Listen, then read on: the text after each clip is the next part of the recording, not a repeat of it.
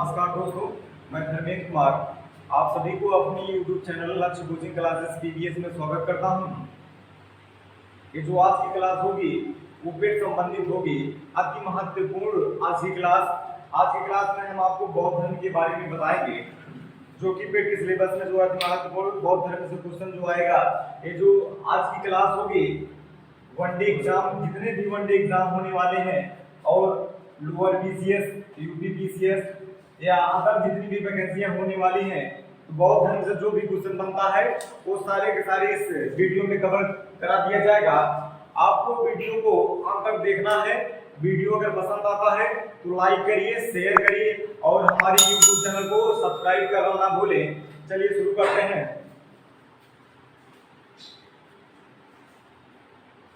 गंगा और यमुना की जो तराई है, प्राचीन काल में गंगा और यमुना की तराई में जो है 62 समुदाय या 62 जो है धर्म मिले थे, जिनमें जो है बौद्ध धर्म और जैन धर्म प्रमुख माने जाते हैं। आज की क्लास में हम बौद्ध धर्म के बारे में बात करेंगे।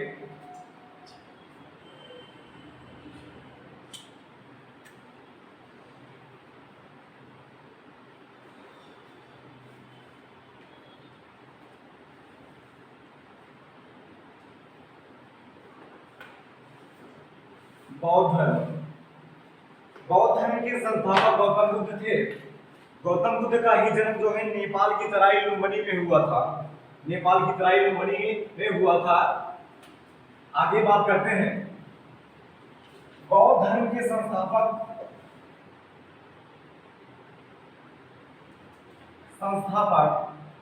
तो बौद्ध धर्म के जो संस्थापक हैं वो गौतम बुद्ध थे।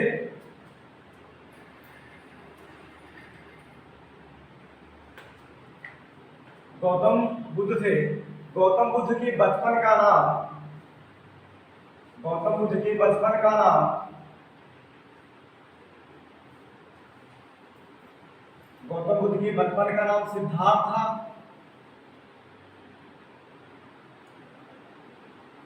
सिद्धार्थ था।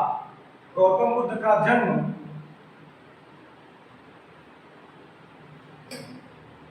563 BC में हुआ था। स्थान लुम्बिनी।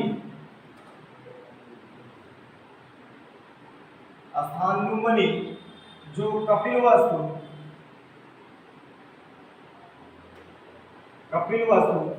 नेपाल की तराई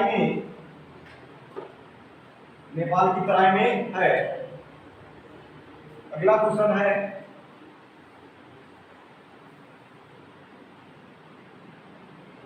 गौतम बुद्ध का जन्म जो है शाक्य कुल में हुआ था। गौतम बुद्ध का जो जन्म हुआ है वो शाक्य कुल में हुआ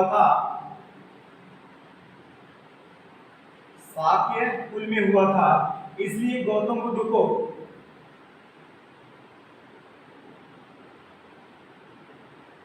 शाक्य कुल में हुआ था। गौतम बुद्ध को शाक्य मुनि के नाम से भी जाना जाता है।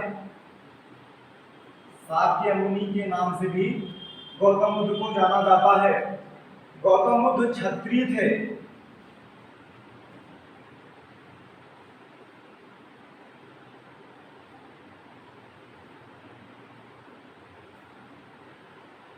आगे की बात करते हैं। गौतम बुद्ध के पिता का नाम सुद्धोधन था।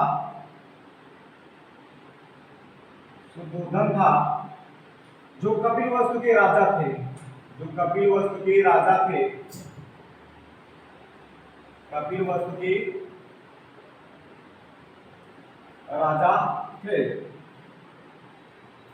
गौतम बुद्ध की माता का नाम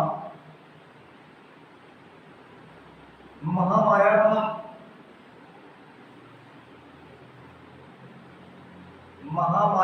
था। जो कोलीय वंश से संबंधित थी।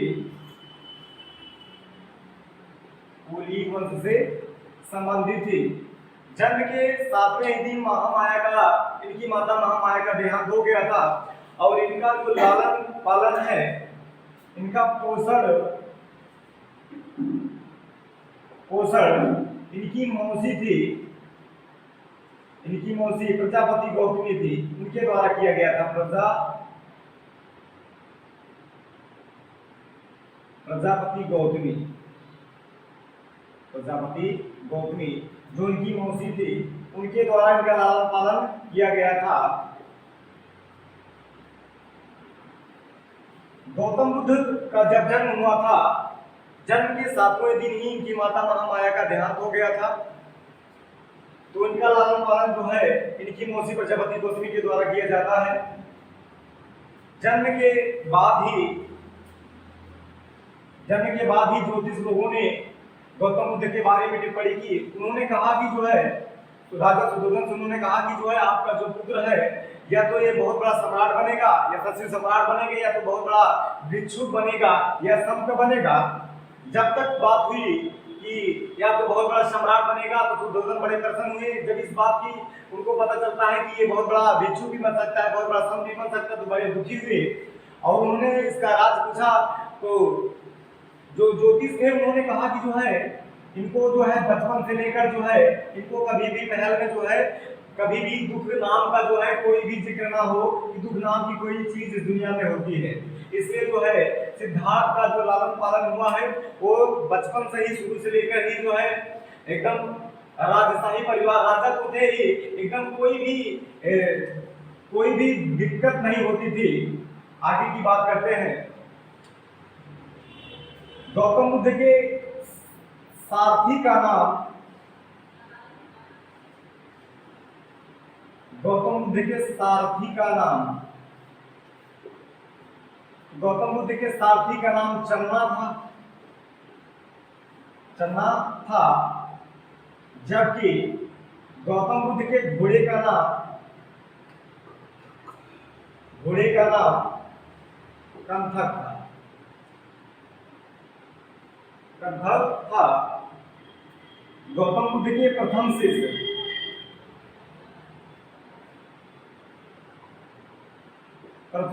शिष्य शूद्र हुआ करते थे, जिनमें एक तपस्वी था और दूसरा भल्लू को कल्लिक के नाम से भी जाना जाता है।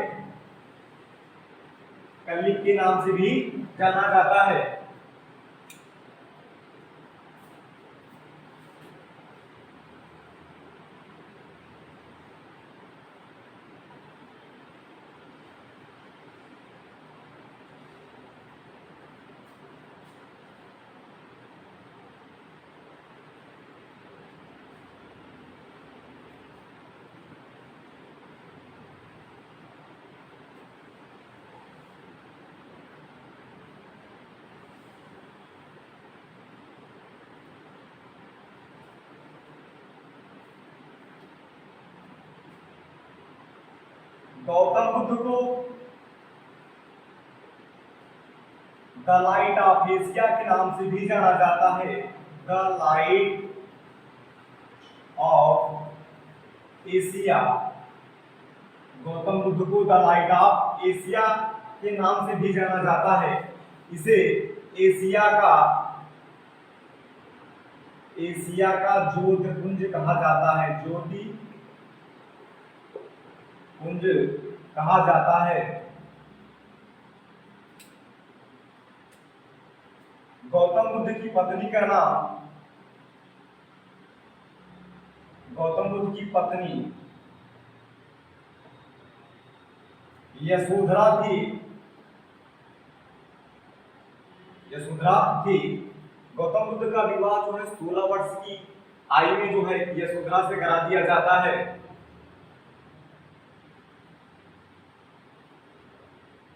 गौतम बुद्ध के प्रधान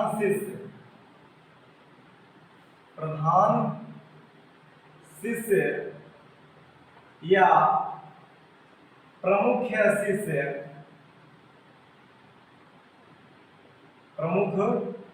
शिष्य गौतम बुद्ध के दो प्रमुख शिष्य थे या प्रधान, जिन्हें प्रधान शिष्य भी कहा जाता था, आनंद और उपाली। आनंद उपाली। आनंद ने ही सुत्त पिटक की रचना की है। सुत्त पिटक की रचना की है, जबकि उपाली ने विनय पिटक की रचना की है। विनय पिटक की रचना की है। सुत्त पिटक को ही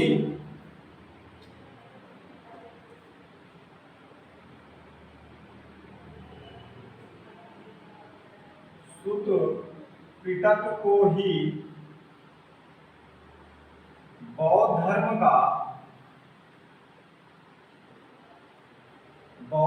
का इंसाइक्लोपीडिया कहा जाता है।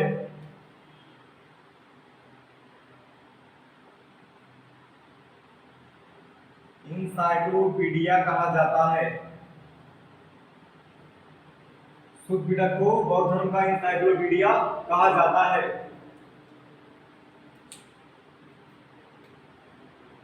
महात्मा बुद्ध ने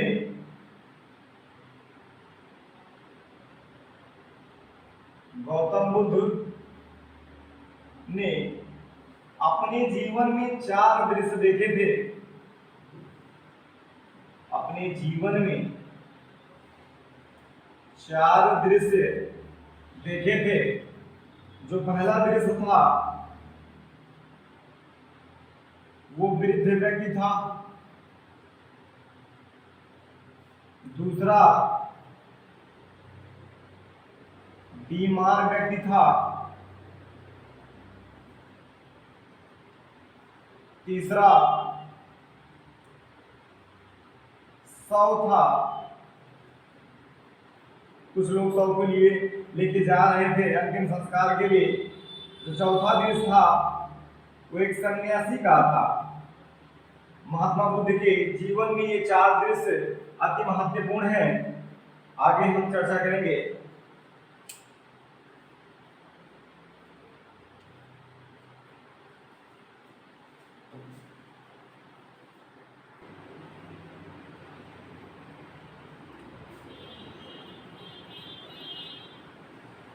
गौतम बुद्ध के पुत्र का नाम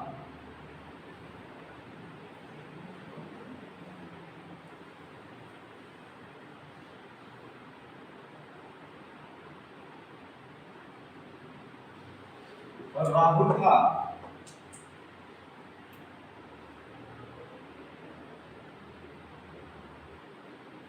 गौतम बुद्ध जब युवा हुए, जिनको अपने साम्राज्य को देखने के लिए लालसा हुई, इन्होंने अपने पिताजी से दुर्योधन से इजाजत ली। उन्होंने कहा कि मैं अपने साम्राज्य को देखना चाहता हूँ। तो उनके पिताजी ने कहा ठीक है, आप जाइए, जो है अपने साम्राज्य को देख सकते हैं। तो इनके पिता दुर्योधन जो है उन्होंने इस बात को भूल गए कि जो है इनको ज्योतिष मुनि ने कहा है कि इनको बाहरी दृश्य ना देखा जाए। लेकिन उन्होंने कहा कि अब हमारा पुत्र बड़ा हो गया है, अब तो कोई दिक्कत होगी नहीं। उन्होंने जाने की इजाजत दे दी, साम्राज्य को देखने के लिए इजाजत दे दिया उन्होंने। आगे महात्मा बुद्ध अपने सारथी को बुलाते हैं। गौतम बुद्ध अपने सारथी को बुलाते हैं। सारथी का नाम ही चन्ना था। चन्ना को जब बुलाया जाता है तो चन्ना को ये लेकर जो है अपने घोड़े कंथक पर सवार होकर ये नगर को देखने के लिए चले गए। तो नगर में कुछ दूर जाने के बाद इन्होंने पहला दृश्य देखा। इन्होंने अपना पहला दृश्य जो है एक वृद्ध व्यक्ति को देखा था जो लाठी लिए चल रहा था। उस दृश्य को देखकर इन्होंने अपने साथी चन्ना से पूछा यह कैसा दृश्य है। तो चन्ना कोई जवाब नहीं देता है। फिर कुछ दूर जाने के बाद गौतम बुद्ध ने दूसरा दृश्य देखा। वह दृश्य था एक बीमार व्यक्ति, खाट पे लेटा हुआ एक बीमार व्यक्ति था। वो जब उसको देखते हैं फिर जो है गौतम बुद्ध पूछते हैं अपने साथी चन्ना से, लेकिन चन्ना फिर जो है कुछ बोलता नहीं है। फिर आगे चले जाते हैं। कुछ दूर जाने के बाद फिर जो है गौतम बुद्ध ने तीसरा दृश्य देखा। वो तीसरा दृश्य था कुछ लोग एक शव को अंतिम संस्कार के लिए लेके जा रहे थे। जब वो तीसरे दृश्य को देखा तो महात्मा बुद्ध या गौतम बुद्ध ने उन्हें पूछा कि ये कौन क्या कैसा दृश्य है। तभी सारथी चन्ना जो है चुप रहता है, बोल नहीं पाता है, कुछ नहीं बोलता है। आगे की बात करते हैं। फिर कुछ दूर जाने के बाद उन्होंने एक सन्यासी को देखते हैं। वो सन्यासी जो है मस्त मगन मौला में गाते हुए चला जा रहा था। उस व्यक्ति को जब देखते हैं तो सारथी ने जो है उसको बोले जो है कि ये सब लोग कितने प्रसन्न क्यों है, ये सन्यासी क्यों इतना प्रसन्न है। तब सारथी को बताना पड़ता है। तो सारथी चन्ना कहता है गौतम बुद्ध से कि संसार जो है दुखों से भरा हुआ है, इस संसार में दुख के अलावा कुछ भी नहीं है। तभी जो है सारा भेद जो है प्रकट हो जाता है।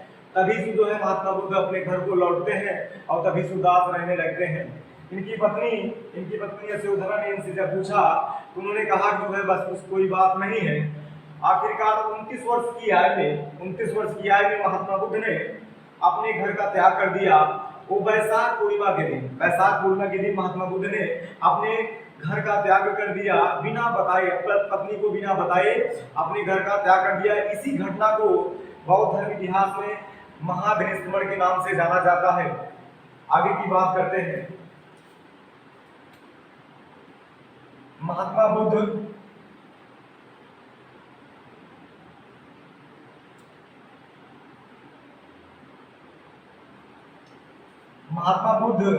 की गृह त्याग की घटना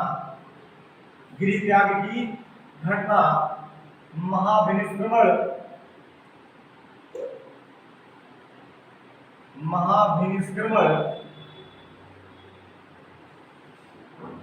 के नाम से जाना जाता है।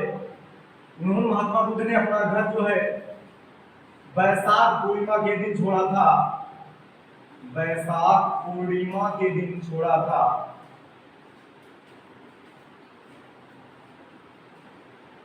महात्मा बुद्ध ने अपना घर की त्याग जो है 29 वर्ष की आयु में आधी रात को गृह त्याग कर दिया बिना पत्नी को बताए। इसी घटना को इतिहास में जो है महाविनिष्क्रमण के नाम से जाना जाता है। यह घटना जो है वैशाख पूर्णिमा के दिन हुई थी। 6 वर्ष की कठिन तपस्या के बाद गौतम बुद्ध को जो है ज्ञान की प्राप्ति हुई। महात्मा बुद्ध जो है जब 29 वर्ष की आयु में वैशाख पूर्णिमा के दिन अपने घर को त्याग देते हैं आधी रात को, तो उसके बाद ये आते हैं अनुमा नदी के किनारे। एक नदी है अनुमा नदी के किनारे आते हैं। अनुमा नदी के किनारे आकर इन्होंने जो है अपना राजसी वेशभूषा को उतार कर जो है अपना सिर का जो है मुंडन करवाते हैं, बाल का मुंडन करवाते हैं। उसके बाद वो जो है वैराग्य वाला कपड़ा, वैराग्य पोशाक धारण कर जो है वहां से चले आते हैं। उसके बाद महात्मा गौतम बुद्ध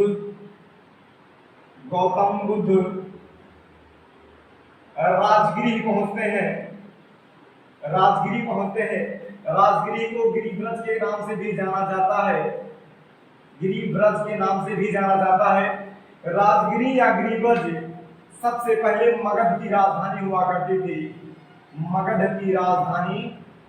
करती थी। तो मगध की पहली राजधानी क्या था? राजगिरी या गिरिव्रज। तो राजगिरी जब पहुंचते हैं तो गौतम बुद्ध को वहां पर इनको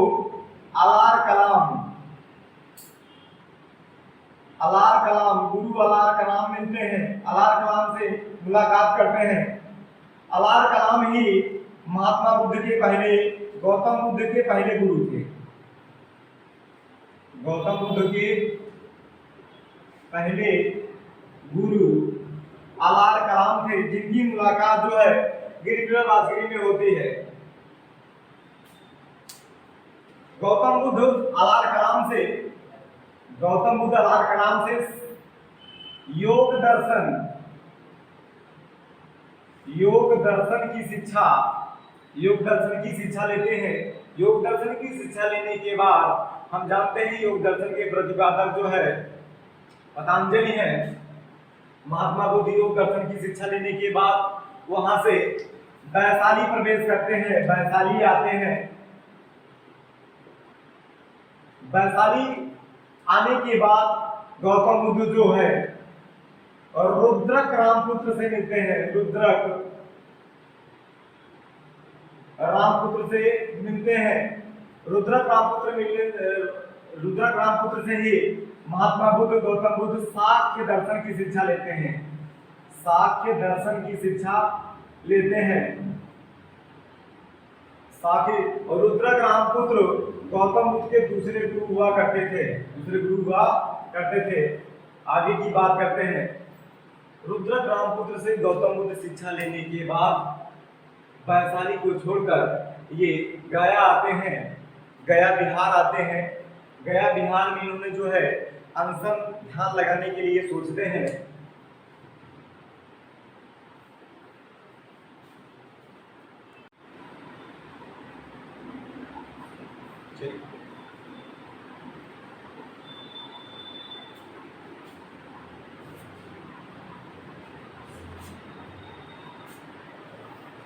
गौतम बुद्ध रुद्रक रामपुत्र से साक्य दर्शन की शिक्षा लेने के बाद ये उर्वेला गया बिहार में आते हैं। तब इन्होंने जो है ध्यान लगाने के लिए सोचते हैं।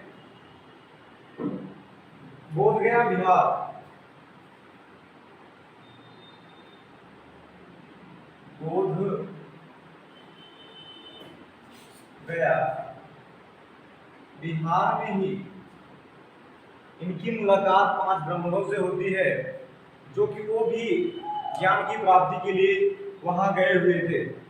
तो गौतम बुद्ध और 5 लोगों ने जो है एक साथ जो है ज्ञान की प्राप्ति के लिए अनशन करते हैं, बैठते हैं। एक साल बीत जाने के बाद वो 5 ब्राह्मण उठ खड़े होते हैं और कहते हैं यहाँ पर कोई ज्ञान की प्राप्ति नहीं होगी, सब यहाँ पर जो है सारी चीजें मिथ्या है, और वो वहां से चले आते हैं। लेकिन महात्मा बुद्ध ज्ञान की प्राप्ति के लिए जो है वहां पर अनशन करके बैठे हुए थे।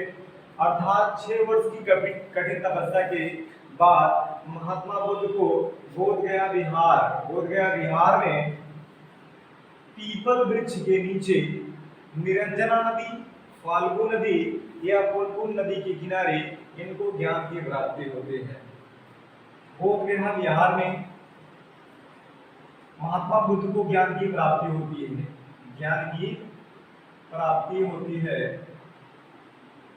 नदी पूछेगा, नदी तो निरंजना नदी थी।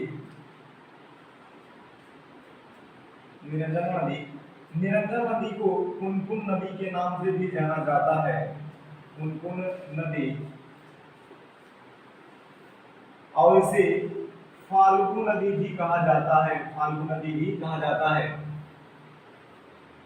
वृक्ष की बात करें,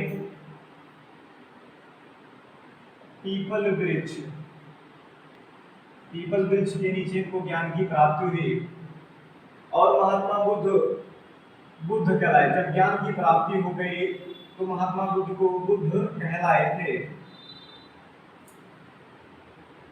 ज्ञान की प्राप्ति होने के बाद महात्मा बुद्ध ने अपना अनशन सुजाता नामक कन्या के हाथों खीर खाकर तोड़ा था। पूछा जाता है कि किसके हाथों से महात्मा बुद्ध ने खीर खाकर अपना अनशन तोड़ा था। तो सुजाता एक कन्या थी जो महात्मा बुद्ध के मठ के आसपास गाय चराया करने के लिए आती थी। उन्हीं के हाथों महात्मा बुद्ध ने खीर खाकर अपना अनशन तोड़ा था। गौतम बुद्ध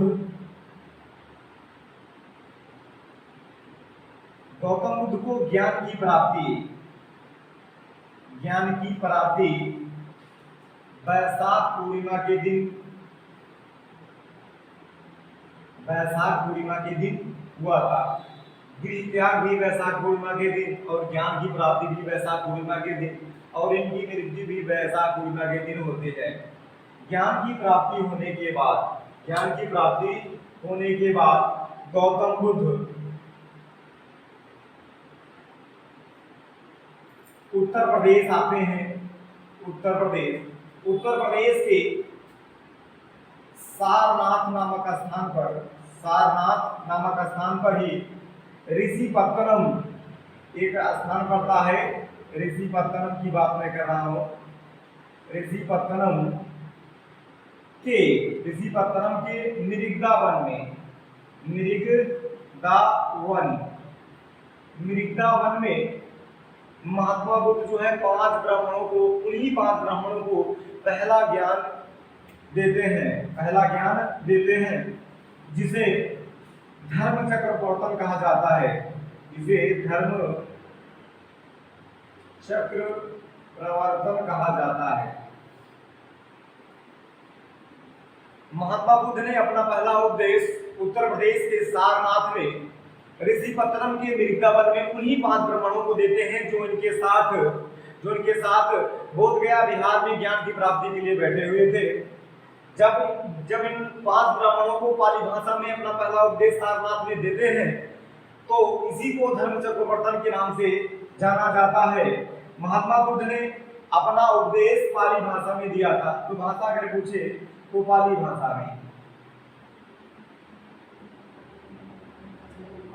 में दिए थे। आगे की बात करते हैं। महात्मा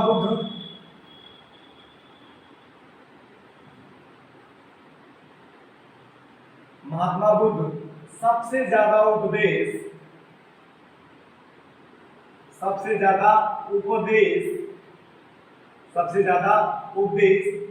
श्रावस्ती में दिए हैं।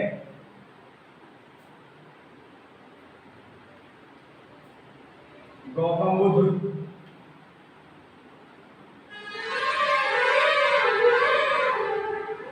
बुद्ध का सबसे प्रिय स्थान श्रावस्ती ही था। सबसे प्रिय स्थान श्रावस्ती ही था।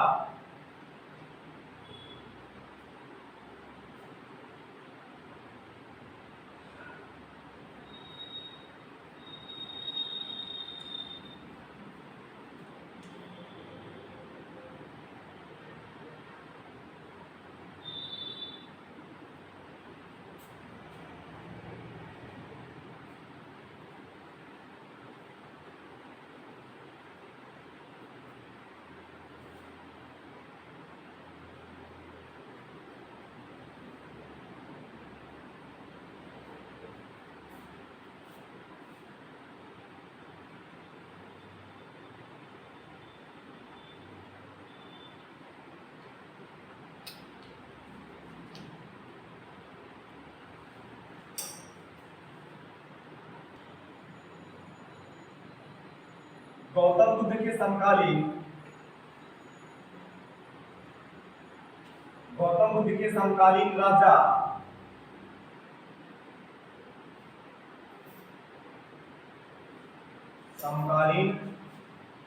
राजा बिंबिसार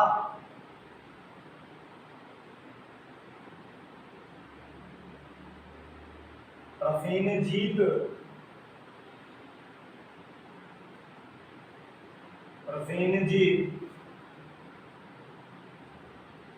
उदयन थे। महात्मा बुद्ध को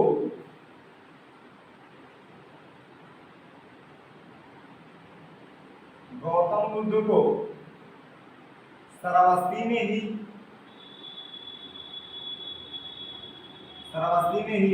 अंगुलीमाल डाकू मिला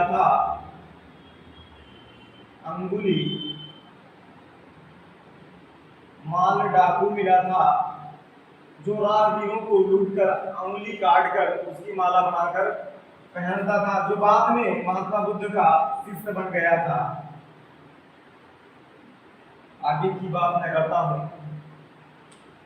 महात्मा बुद्ध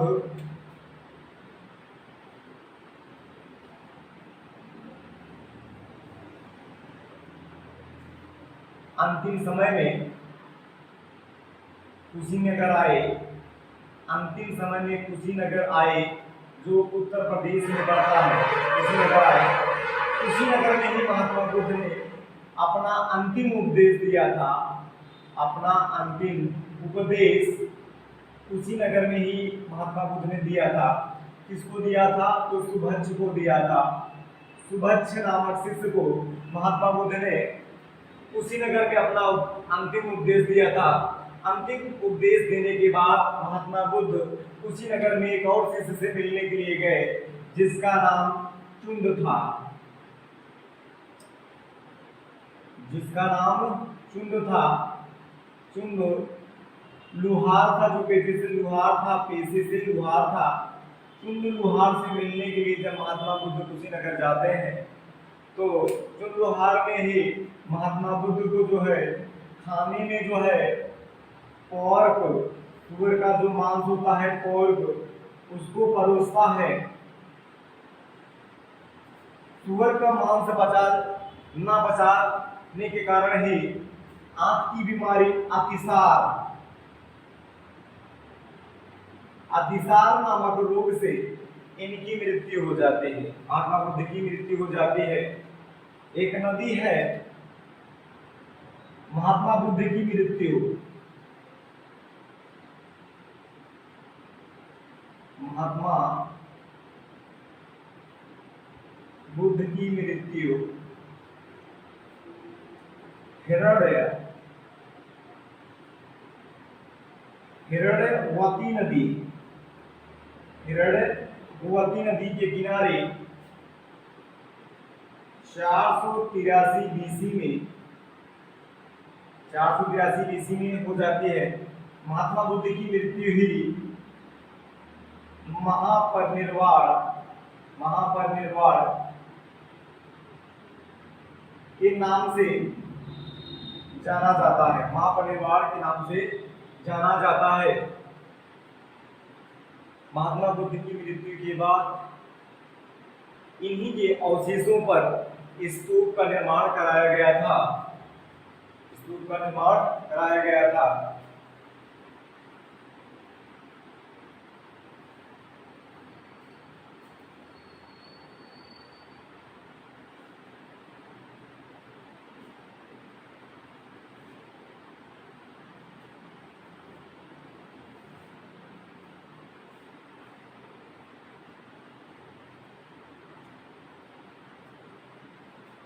महात्मा बुद्ध ने अपने उपदेश में कहा था कि संसार में दुख ही दुख है और दुखों का जो कारण है वो तृष्णा है, वो इच्छा है।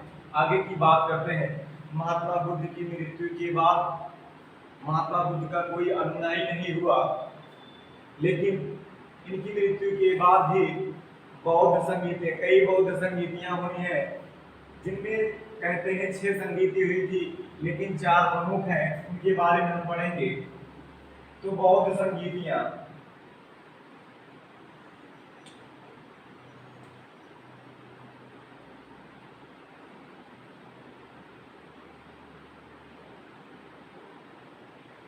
बौद्ध संगीति की बात मैं करता हूँ। 4 बौद्ध संगीति हुई, उन्हीं के बारे में हम पढ़ेंगे। बौद्ध धर्म में कुल कहा जाता है 6 संगीतियां हुई थी, 6 बौद्ध संगीतियां हुई थी, लेकिन 4 मुख्य बौद्ध संगीतियां हैं जो देखते हैं। पहली बौद्ध संगीत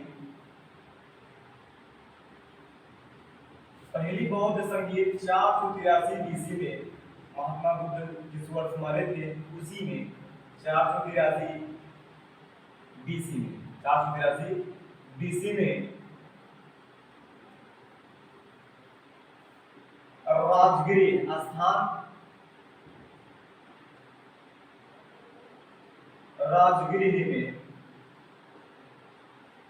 राजगिरी में हुए थे। बौद्ध संगीतियों का कोड है रवै पाक। राजगिरी वैशाली, पाटलिपुत्र और कुंडलवन कश्मीर। तो पहली जो बौद्ध संगीत हुई 483 बीसी में हुई, तो राजगिरी में हुई। तो शासक उस समय कौन था या तो शासक अजातशत्रु थे।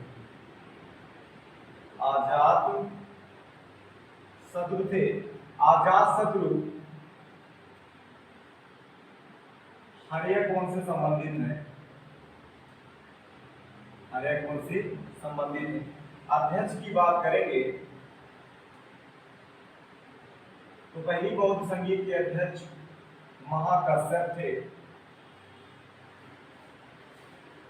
महाकश्यप थे। पहली बौद्ध संगीत में क्या कार्य हुए थे?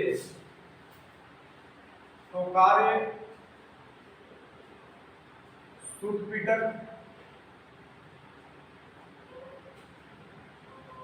और विनय पिटक को जोड़ा गया था। सूत पिटक और विनय पिटक को जोड़ा गया था। सूत पिटक की रचना आनंद के द्वारा की गई है और विनय पिटक की रचना उपाली के द्वारा की गई है। उपाली, आनंद और उपाली दोनों ही महात्मा बुद्ध के दो प्रधान शिष्य हुआ करते थे। पहली बौद्ध संगीत 483 BC में राजगिरी में हुई थी। अजातशत्रु के शासनकाल में अध्यक्षता जो है महाकश्यप ने किया। दो कार्य सूत पिटक और विनय पिटक को जोड़ा गया। सूत पिटक को ही इन बौद्ध धर्म का एनसाइक्लोपीडिया के नाम से जाना जाता है। दूसरी बौद्ध संगीत 383 BC में हुई। दूसरी जो बौद्ध संगीत हुई थी वह वैशाली में हुई थी। स्थान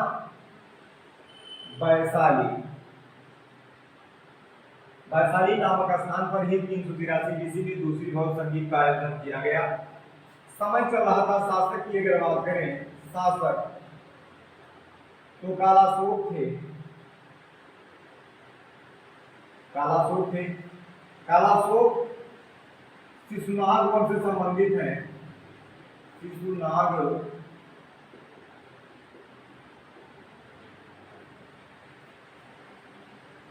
अध्यक्ष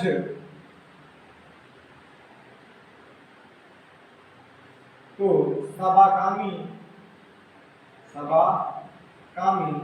या इन्हें सबक मीर के नाम से भी जाना जाता है। सबक मीर के नाम से भी जाना जाता है। दूसरी बौद्ध संगीत के जो कार्य हुए थे, अस्थावीर और दो कार्य हुए थे, अस्थावीर और महासंघी।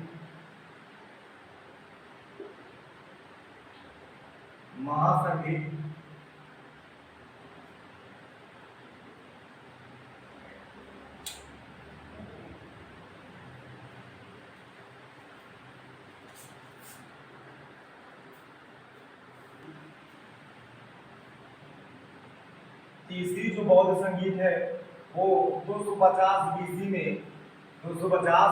में स्थान की अगर बात करेंगे तो स्थान पाटलिपुत्र।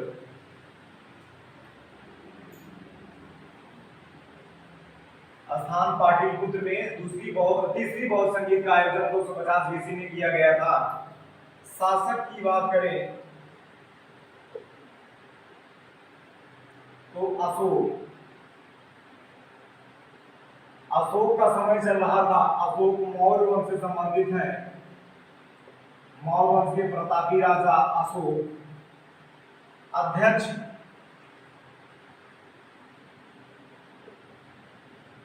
मोगली। पुत्र तिस था। मुगल पुत्र तिस की अध्यक्षता में 250 BC में तीसरी बौद्ध संगीत का आयोजन पाटलिपुत्र में किया गया था। वह समय जो है अशोक का समय था। कार्य क्या हुए थे तीसरी बौद्ध संगीत में? तो तीसरा पिटक जोड़ा गया। तीसरा पिटक अभिधम्म में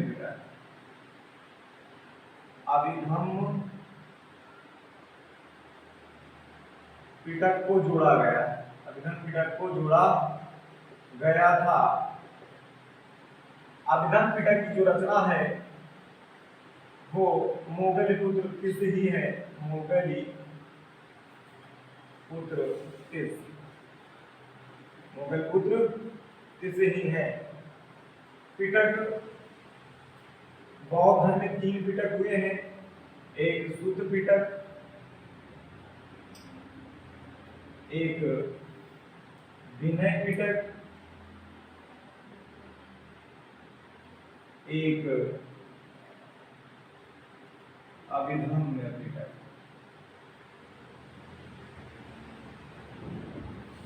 तो सूत्र पिटक सबसे बड़ा पिटक है, इसी को बौद्ध धर्म का एनसाइक्लोपीडिया कहा जाता है।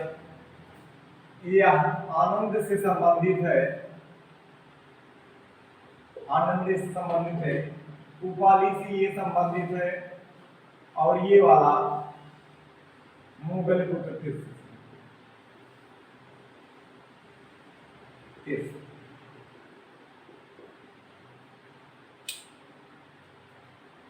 तीसरी चौथी बौद्ध संगीत, चौथी बौद्ध संगीत पहली शताब्दी में, चौथी बौद्ध संगीत पहली शताब्दी में कराया गया। पहली शताब्दी में चौथी बौद्ध संगीत कुंडलवन कश्मीर में, कश्मीर के कुंडलवन में चौथी बौद्ध संगीत का आयोजन जो है कश्मीर कुंडलवन में कराया गया पहली शताब्दी में। तो शासक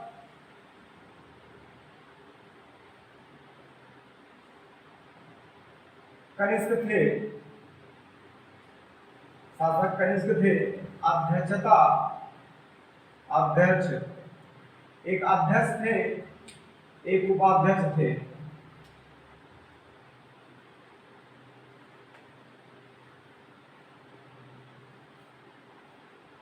एक चौथी जो बौद्ध संगीत हुई थी कुंडलवन कश्मीर में, एक अध्यक्ष थे और एक उपाध्यक्ष थे। अध्यक्ष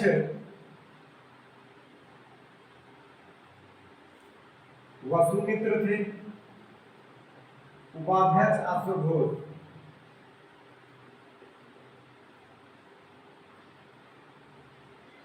चौथी बौद्ध संगीत में, जो चौथी बौद्ध संगीत है, चौथी बौद्ध संगीत में ही बौद्ध धर्म हीन या और महायान, महायान में विभाजित किया गया। हीनयान और महायान में विभाजित किया गया। हीनयान मूर्ति पूजक नहीं थे, हीनयान के जो लोग थे वो मूर्ति पूजक नहीं थे, मूर्ति पूजक नहीं, ये मूर्ति पूजक थे, मूर्ति पूजक थे। हीनयान म्यांमार और श्रीलंका में इनकी संख्या ज्यादा है, जबकि महायान की संख्या एशिया में ज्यादा है। महायान की संख्या एशिया में ज्यादा है।